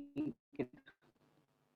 Nah, pada saat reviewer atau penelaah melihat proposal Anda dengan level literasi yang tidak update, ya berarti judul Anda menjadi tidak layak untuk bisa diberikan rekomendasi bahwa itu sebagai proposal atau karya tulis yang bagus. Jadi kemampuan literatur itu sangat penting untuk mengupdate literatur yang baru ya. Jadi ini tadi ada satu syarat lagi mungkin perlu saya ingatkan, masalah kepatuhan dalam format standar ya. Ini kadang kita ada di mahasiswa tuh kadang menyepelekan hal-hal seperti ini. Jadi kalau Anda nanti skripsi menggunakan format untuk S1 proposal skripsinya menggunakan format untuk S2, berarti Anda sudah tidak mematuhi aturan. Atau ini sangat kental sekali dalam penilaian PKM. Ini masalah kepatuhan standar-standar di beberapa PKM penelitian, mungkin di beberapa dari Anda ada yang sudah masuk pendanaan ya, itu ketat sekali. Jadi salah menempatkan nomor halaman di sudut kanan bawah atau Anda tuliskan di sudut kanan atas sudah langsung ditolak, sudah dianggap proposal yang gagal. Permintaan menggunakan Times New Roman, Anda menggunakan sedikit, ada satu paragraf menggunakan Calibri, langsung dicoret, tidak bisa diterima untuk pendanaan dan sebagainya. Dan hal-hal seperti itu sepertinya Anda ini masih sedikit mengabaikan. Jadi ada skill baru yang kita minta adalah masalah kepatuhan mengikuti aturan. Yang kedua, hindarkan banyak tipe, ketelitian, berarti kerapian dan sebagainya itu tolong menjadi kajian-kajian juga ya, hal-hal penting yang harus Anda cermati. Jadi rekomendasinya sebagai penutup, sebetulnya Anda boleh menguji skill Anda dalam karya tulis ini sebenarnya dalam PKM. PKM itu lengkap sekali menyediakan format-format bagaimana karya tulis yang bermacam-macam sesuai passion Anda. Ada riset, ada pengabdian dan sebagainya, kewirausahaan dan sebagainya. Saran kami ya challenging saja nilai level kompetitif untuk dalam kemampuan Anda menulis karya tulis. Belajar menuliskan konsep karya tulis, masukkan dalam lomba. Masalah menang atau tidak itu bukan masalah gitu ya. Karena itu akan banyak faktor lagi. Tapi setidak-tidaknya Anda men-challenge sendiri apakah saya sudah masuk ke level penulisan karya tulis yang bagus atau tidak. Mau tidak mau Anda harus mengujinya di level lomba-lomba. Sehingga dan lagi sekarang mau tidak mau dengan SKPI yang sudah dilegalkan dalam peraturan rektor, saya kira Anda bisa menambahkan ini menjadi portofolio prestasi Anda di SKPI. Saya kira itu materi yang bisa saya sampaikan. Saudara moderator, terima kasih. Semoga bermanfaat.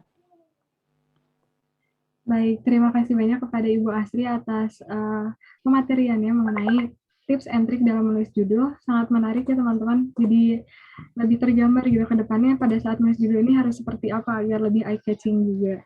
Oke teman-teman, untuk selanjutnya kita akan memasuki sesi tanya-jawab. Kepada teman-teman yang ingin bertanya bisa diketikkan atau disampaikan melalui kolom chat dengan format yaitu nama underscore pertanyaannya ditujukan kepada siapa lalu underscore pertanyaan. Jadi untuk teman-teman bisa menuliskan dulu pertanyaan di kolom chat lalu saya bacakan pertanyaannya kepada pemateri yang tadi telah menyampaikan pemateriannya sangat menarik. Sebelumnya, saya juga mengucapkan mohon maaf mengenai pemateri hari ini, karena ada salah satu pemateri yang berhalangan hadir, yaitu Ibu Vira Kusuma Dewi, berkaitan dengan kondisi kesehatan beliau. Jadi saya juga meminta doanya, semoga beliau bisa segera pulih dari sakitnya. Baik, untuk sesi tanya-jawabnya, bisa kita mulai mungkin dari rekan-rekan operator. Bisa ditayangkan.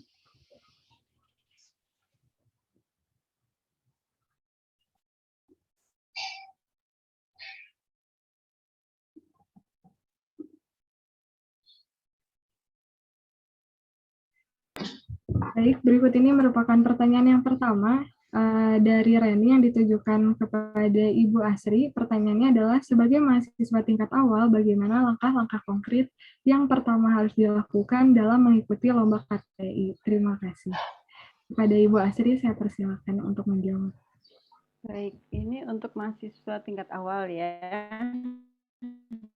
Jadi keinginan sudah ada, itu sebagai suatu langkah bagus ya. Berarti banyak sekali dari sekian banyak mahasiswa diajak untuk mengikuti lomba KTI, tapi itu memang tidak perlu Anda tiba-tiba harus membuat suatu ide baru. Langkah awal adalah mungkin Anda bisa bergabung dengan kakak-kakak senior Anda yang akan merancang atau membuat konsep lomba untuk judul untuk suatu lomba. Dan biasanya yang pasti sih PKM itu setiap tahun ya, reguler setiap tahun. Sehingga Anda mulai sekarang sudah boleh menyiapkan untuk tahun depan, saya punya ide apa, dan Anda bisa latihannya adalah bergabung dengan kakak angkatan Anda. Minimal belajar dulu. Atau BEM BEM dari setiap fakultas tuh rajin sekali loh memberikan sosialisasi gitu ya. Kita juga nggak kurang-kurangi ya Pak Iman ya, Iya, betul Bu. memberikan sosialisasi gitu ya. Jadi sebetulnya kita support sistemnya di Unpad ini sudah ada. Tinggal kalau Anda sudah ada keinginan itu sudah bagus, tapi kalau Anda ragu untuk mulai dari mana, langkah awalnya yang konkret ikutlah bergabung dulu dengan kakak angkatan Anda. Setelah itu tahun kedua, Anda setelah belajar tentang bagaimana sih membuat suatu karya tulis, PKM ya, ini terutama PKM yang paling real, karena setiap tahun jadwalnya pasti regulernya ada, sistemnya jelas gitu. Anda boleh menjadi ketua. Nah langkahnya bagaimana pada saat mencari ide-ide itu. Saya kira ini nanti BEM juga harus masuk ke program-program penggalian kreativitas itu harus luar biasa ya untuk mensupport adik-adik ini. Jadi banyak sekali. Tadi Anda bersentuhanlah dengan banyak permasalahan gitu. Jadi banyak membaca, banyak bertanya, banyak meliterasi hal-hal yang mengandung suatu permasalahan. Atau Anda banyak bergabung dengan masyarakat, itu awal dari Anda secara konkret bisa menemukan suatu permasalahan. Nah, pada saat Anda ingin permasalahannya ada secara teknis merumuskan masalah, disitulah peran kami untuk membantu Anda. Jangan sungkan-sungkan permasalahan Anda itu harus disampaikan kepada kami, kepada BEM, terutama nanti BEM yang akan menginfokan ke universitas atau ke fakultas. Di situ kita akan membantu secara teknis bagaimana mengembangkan ide Anda. Saya kira begitu ya, Reni ya. Baik, Ibu. Terima kasih banyak atas jawabannya kepada Saudari Reni. Untuk tanggapannya bisa dituliskan di kolom chat. Untuk selanjutnya kita memasuki pertanyaan yang kedua kepada rekan operator, bisa ditayangkan.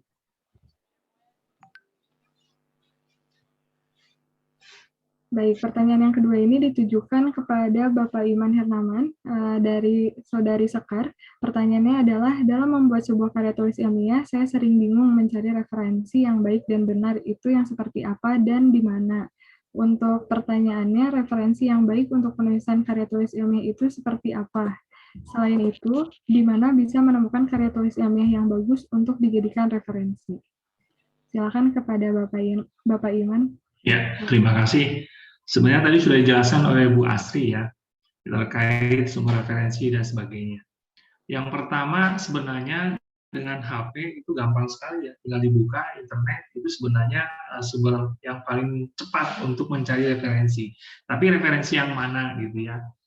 Nah, kalau di karya-karya ilmiah yang paling utama biasanya jurnal penelitian, tentunya yang mana? Yang terbaru biasanya. Ada yang mensyaratkan 5 tahun terakhir, ada yang 10 tahun, kalau bisa 5 tahun terakhir lah.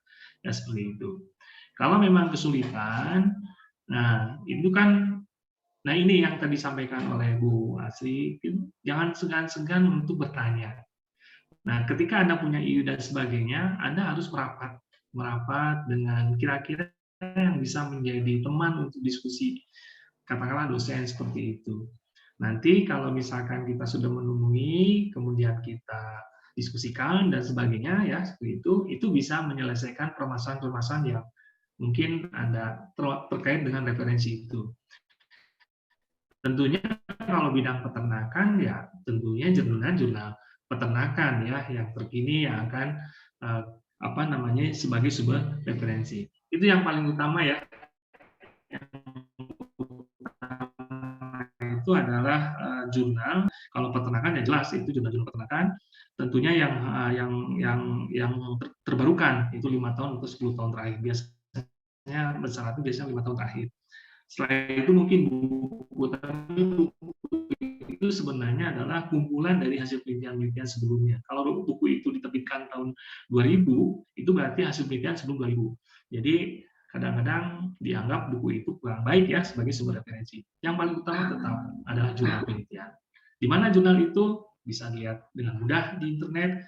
Kalau ada kesulitan, saya katakan, Anda bisa merapat pada dosen yang kira-kira bisa Anda jadikan sebagai tempat diskusi. Saya kira itu yang paling sederhana ya. Gampang lah sekarang. Dulu zaman saya, mungkin Bu Asri juga sama ya Bu. Waktu zaman kita kuliah dulu itu kalau mau cari literatur harus ke perpustakaan. Kalau saya kan di Jatinangor Bu, peternakan ada di IPB. IPB itu lengkap sekali gitu ya, jurnal-jurnal terkininya. Jadi pas skripsi itu saya ke IPB gitu. Jadi Iya. sengaja seminggu ke sana gitu, nginep di rumah teman gitu ya, cari literatur. Sekarang gampang lah, dengan HP saja sudah terbuka untuk mendapatkan literatur. Saya kira itu referensi. Ya, Angga. Baik, itu tadi jawaban dari Pak Iman atas pertanyaan dari Saudari Sekar, bahwa untuk mencari referensi bisa dari jurnal terkait ataupun sumber-sumber yang bisa mendukung pada penulisan karya ilmiah tersebut. Oke, untuk selanjutnya kita lanjutkan ke pertanyaan yang ketiga. Silakan kepada rekan operator. Pertanyaan yang selanjutnya ditujukan kembali kepada Bapak Iman dari Saudari Nisa, yaitu selain Google Scholar, apakah ada tempat lain untuk mencari referensi jurnal dalam penyusunan KTI? Terima kasih. Oke, Silakan memang kepada kan ada Bapak beberapa Iman. sumber literatur yang tertutup, berbayar dan sebagainya gitu ya. Ya syukur-syukur kalau Google itu bisa menyediakan informasi yang cukup dari jurnal-jurnal itu. Kalau misalkan kita memang kesulitan untuk katakanlah ada judul tertentu tapi harus berbayar, kan sebenarnya universitas sudah menyediakan layanan-layanan untuk jurnal yang bisa dibuka. Nah, mungkin informasi ini harusnya disampaikan kepada teman-teman, gitu ya, terkait dengan hal itu. Nah, kalau sekarang kan kalau di perpustakaan yang ada di kita lah dimanapun sudah mulai cenderung elektronik ya. Kalau yang ada sekarang buku-buku jurnal-jurnal itu apa namanya? Kalau saya perhatikan di fakultas sudah lama begitu ya, sudah pada lama dan memang didorong untuk karena yang pertama efisiensi ya sekarang ini, efisiensi dalam konteks ruang dan sebagainya buku itu, dan kedua juga sekarang sudah didorong untuk segala sesuatu itu harus ramah lingkungan gitu ya. Jadi memang sekarang jarang sekali kita apa namanya membeli dalam bentuk fisik gitu ya, semuanya sudah dalam bentuk elektronik. Jadi sekali lagi saya kira sumber literatur yang paling utama ya memang ada di Google. Kalau di perpustakaan tampaknya kurang up to date ya, karena itu tadi kendala-kendalanya adalah dari sisi berbayar dan sebagainya gitu ya, kita membeli, dan itu juga berkaitan dengan ruang dan sebagainya. Yang paling mudah sekali lagi itu di Google ya, itu semua ada di situ. Cuman memang ada yang berbayar, ada yang tidak. Kalau yang berbayar berarti kita harus bisa menggali informasi kira-kira di mana jurnal itu bisa dibuka ya. Saya yakin Dikti juga kalau nggak salah saya punya 3, nanti kalau mau saya kirim lah ya, ada 3 sumber literatur yang dibayarkan oleh pemerintah, dari Dikti kalau nggak salah 2 ya, kemudian Unpad juga kalau nggak salah, ProQuest ya Bu ya kalau nggak salah itu ada ininya. Dan tinggal nanti kan saya share ya ke BEM.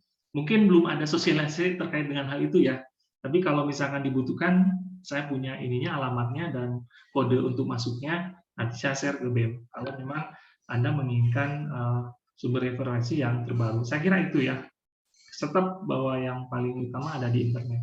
Kalau buku-buku itu sudah jarang dicetak ya, karena semua ada bentuknya elektronik. Karena tadi berkaitan dengan ramah lingkungan dan kapasitas uang dan sebagainya. Saya kira itu. Baik, terima kasih banyak Bapak Iman atas jawabannya dari pertanyaan Saudari Nisa. Untuk pertanyaan selanjutnya bisa ditayangkan. Berikut ini merupakan pertanyaan untuk Ibu Asri dari Saudara Dio. Pertanyaannya adalah, pada saat tidak lolos pendanaan PKM, saya melihat proposal PKM saya terdapat kesalahan di mana kalimat yang seharusnya tidak menggunakan tanda baca malah diberi tanda baca. Menurut Bu Asri, apakah hal tersebut juga berpengaruh terhadap penilaian kelolosan pendanaan PKM, Bu? Terima kasih. Silakan kepada Ibu Asri untuk menjawab pertanyaan tersebut. Ya, terima kasih Saudara Dio. Tapi sebelumnya berarti Saudara Dio sudah pernah mengajukan, punya pengalaman mengajukan proposal PKM. Selamat ya. Dalam tahapan itu saya melihat itu sudah juara gitu. Tapi masalah lolos atau tidak, untuk tadi permasalahan bahwa ternyata mungkin ini diidentifikasi masalah mungkin ya, itu hal yang seharusnya tidak perlu pakai tanda tanya, ada tanda tanya begitu ya, mungkin ya, minta konfirmasinya. Tapi sepertinya hal seperti itu tidak menjadi kriteria dalam penilaian. Jadi memang ada kepatuhan secara format, tetapi kebetulan kepatuhan secara format dalam tanda tanya itu tidak kita permasalahkan, tetapi lebih ke formatika penulisannya, terutama bagaimana cara menuliskan nomor halaman, kemudian apakah perlu ringkasan atau tidak. Pada saat tidak diminta ringkasan atau abstrak, Anda sengaja saking kreatifnya Anda menambahkan ringkasan begitu ya, padahal tidak diminta, itu justru menunjukkan bahwa Anda tidak patuh gitu ya. Kemudian hal-hal yang sifatnya misalkan yang Anda diminta untuk bisa menjelaskan luarannya apa saja begitu, tapi Anda tidak memunculkan luaran, itu juga menjadi hal yang tidak lolos. Sejauh ini dalam kriteria penilaian hanya karena kata tanya atau kata tanda tanya dan sebagainya itu dapat menjadi alasan ketidaklolosan, sepertinya tidak. Ada faktor-faktor lain ya. Ini menjadi banyak catatan. Kebetulan yang selama ini saya mereview di PKM nasional itu adalah contoh sederhananya adalah format tabel ya. Misalkan di tabel pembiayaan Anda diminta ada 4 kolom gitu. Anda saking kreatifnya menambah menjadi 5 kolom gitu. Saking kreatifnya ya, ingin memunculkan kreatif, akhirnya hal-hal yang seharusnya format standar Anda kreatifkan itu tidak pada tempatnya gitu ya. Hal-hal seperti itu yang menjadi catatan kami untuk tidak meloloskan proposal PKM yang selama ini itu memang kompetitifnya tinggi. Jadi dari tahun ini saja ada 67.000 proposal yang bisa didanai hanya sekitar 3.000 proposal. Jadi sebegitu banyaknya proposal-proposal teman-teman ini yang tingkat kepatuhannya itu rendah. Tapi saya yakin itu nilai kreativitasnya tinggi-tinggi gitu. Jadi tolong hal-hal seperti itu dipelajari betul ya. Jadi pada saat menulis proposal atau karya tulis ilmiah, yang selalu harus dicari dulu adalah buku pedomannya. Standar penulisannya harus bagaimana? Tanyakan ke panitia lomba kalau memang akan ikut lomba begitu ya. Atau kepada kalau Anda skripsi pastikan di format fakultasnya bagaimana. Itu harus masuk dulu. Pelajari betul, ikuti betul, setelah itu baru masuk ke kontennya. Saya kira begitu ya, Saudara Dio. Baik Ibu, terima kasih banyak atas jawabannya. Saudara Dio juga sudah mengucapkan terima kasih di kolom komen Ibu. Selanjutnya untuk pertanyaan yang berikutnya, silakan. Berikut ini merupakan pertanyaan yang ditujukan kembali ke Ibu Asri dari Saudari Irma, yaitu bagaimana caranya membuat modifikasi referensi atau inovasi baru dalam membuat judul KTI. Silakan kepada Ibu Asri, dipersilakan. Ya, ini mungkin agak ada dua pertanyaan. Referensi itu sumber ya, sumber ide mungkin ya, bukan pustaka ya. Kalau mudah-mudahan yang saya tangkap adalah seperti itu, karena mengarah kepada inovasi baru. Jadi kalau kita sudah mempunyai suatu judul, apakah judul ini level atau bobotnya sudah bagus atau tidak begitu. Kita bisa mengujinya. Kalau ini tips saja ya, tips supaya Anda nanti untuk rencana pembuatan proposal kreativitas, lomba kreativitas itu bisa dinilai kreativitasnya itu adalah ketik judul yang sudah Anda buat, masukkan ke Google. Tadi katanya senjata mahasiswa sekarang, anak muda sekarang tuh literasinya dari Google. Masukkan saja ke Google ya. Kita juga begitu. Kalau judul Google itu ternyata sudah banyak hal-hal yang sudah banyak dikaji dan mirip dengan judul yang kita buat, berarti nilai kreativitas kita rendah. Ya, tetapi kalau dari judul yang, makanya kalau kita menilai proposal PKM, kita copy paste judulnya, masukkan ke Google. Oh, ternyata yang referensi yang mendukung tentang kata kunci yang muncul dari judul mahasiswa ini masih sedikit. Berarti memang ini banyak hal baru yang ingin disampaikan oleh mahasiswa tersebut. Jadi inovasinya bisa kita bisa melihat kreativitas dari hal seperti itu ya. Memang Google ini senjata luar biasa untuk Anda, jadi pastikan Anda manfaatkan. Kemudian inovasi itu tadi bagaimana kita bisa mengupgrade inovasi, yaitu Anda nggak usah terlalu bingung apakah ini kajian saya tuh punya nilai inovasi atau tidak. Tadi saya sudah mencontohkan dari kopi yang tampakannya sederhana bisa di-upgrade menjadi kopi yang seharga Starbucks gitu. itu adalah masalah sudut pandang dan pola pikir, ya. Sekali lagi, pola pikir untuk mengarah ke kreativitas, balik lagi Anda harus melihat suatu empathize, punya nilai empati yang bisa ada permasalahan di kopi tubruk yang hanya di gelas bening itu gitu. Itu bagaimana Anda bisa melihat di situ ada masalah, mau tidak mau banyak membaca. Ya, banyak membaca, dan tadi referensi bagaimana yang harus Anda baca, referensi yang up to date. Ya, kalau bidang-bidang peternakan mungkin 10 tahun tuh masih dianggap teknologi baru, tapi kalau Anda sudah masuk ke kajian molekular, 3 tahun tuh sudah yang paling harus Anda gunakan gitu. Ya, kalau sudah judulnya molekular Anda masih menggunakan yang 5 tahun, 10 tahun, itu sudah kuno begitu. Karena publikasi bidang molekular tuh per sekian detik selalu ada publikasi baru gitu ya. Jadi begitu mau tidak mau Anda bermain di uji coba di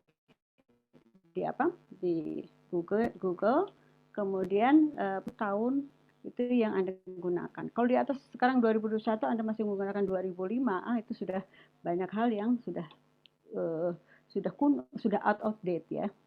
Jadi itu mungkin kurang lebih jawaban Ibu untuk bisa menjawab pertanyaan dari tadi saudara siapa ya? Dari Irma, Bu. Dari saudara Irma ya.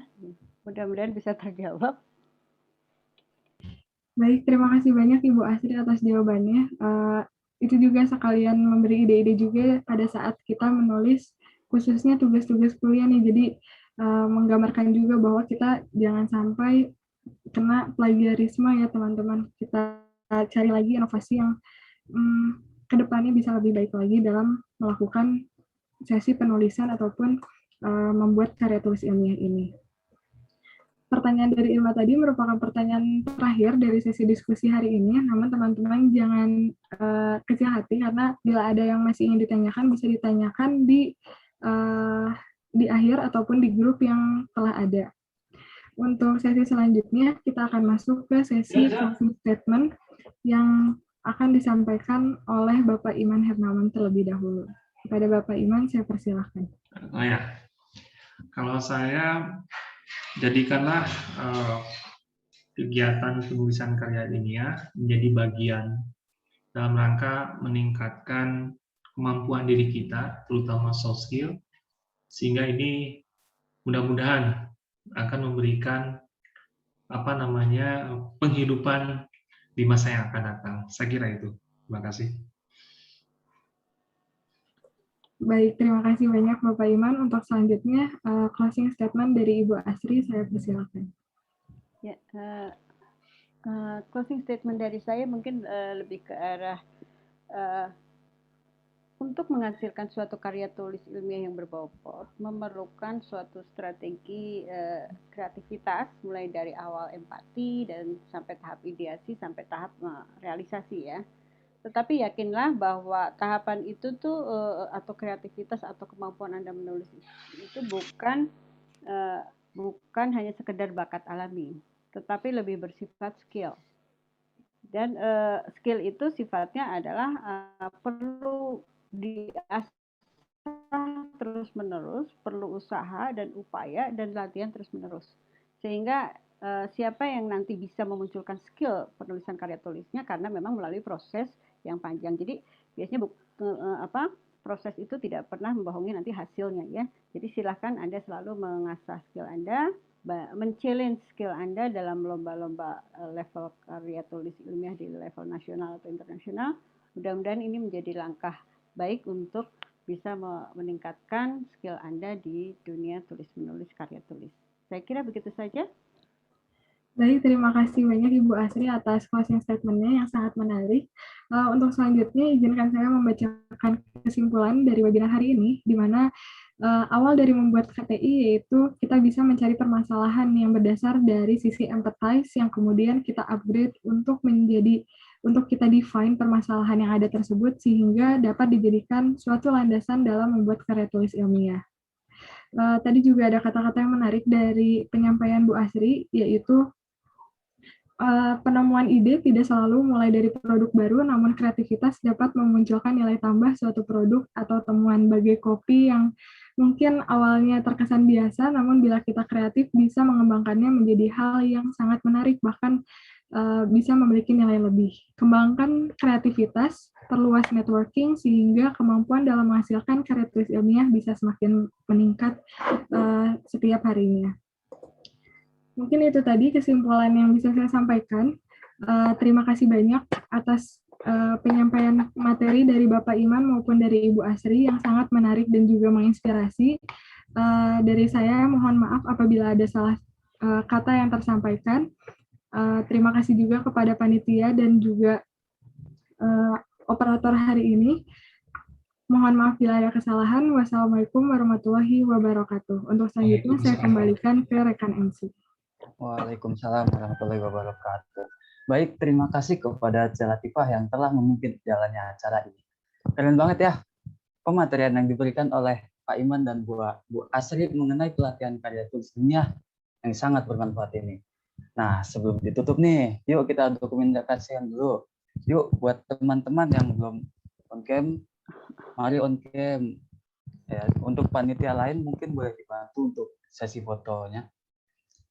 Ayo mari yang belum on cam, yuk kita dokumentasikan dulu.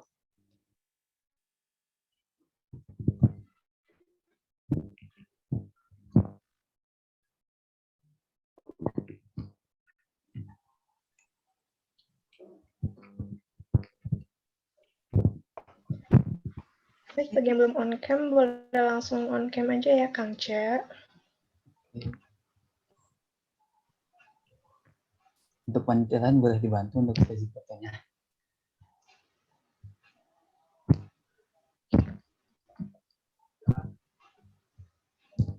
Mungkin aba-aba dari saya saja ya untuk slide pertama terlebih dahulu. Boleh, Cek. Baik. 1, 2, 3. Baik, yang kedua. 1, 2, 3. Slide yang ketiga. 1, 2, 3. Nah, baik, karena sudah didokumentasikan juga, alhamdulillahirrahmanirrahim, kita telah sampai di penghujung acara. Terima kasih banyak kepada para narasumber, moderator, dan seluruh peserta yang telah berpartisipasi dari awal hingga akhir acara pada hari ini. Semoga ilmu yang telah disampaikan dapat bermanfaat untuk kita semua. Amin. Saya Olga Ardelsana Cita bersama rekan saya. Saya Argan Wahyu Kristianto, pamit undur diri. Wassalamualaikum warahmatullahi wabarakatuh. Terima kasih Bu Asri. Assalamualaikum warahmatullahi wabarakatuh. Sama-sama. Terima kasih Pak Iman, terima semuanya. kasih Bu Asri. Ya, salam sehat semua. Ya. Terima kasih.